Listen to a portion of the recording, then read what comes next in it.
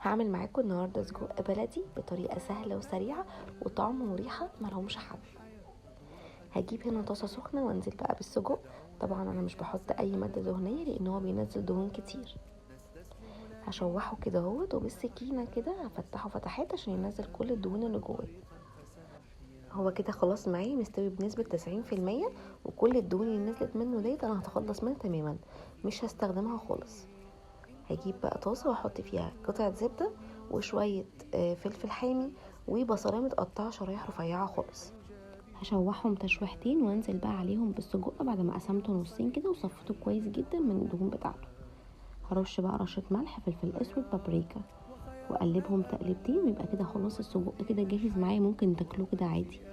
انا بقى في اضافه بعملها، هحطه بقى في الطاجن وافرده كويس كده واحطه من على الوش ميكس جبن وعليه رشه من البابريكا، واغطيه كده بورقه فويل واسيبه على النار على نار هاديه خالص لمده 5 دقايق لغايه ما الجبنه بتسيح.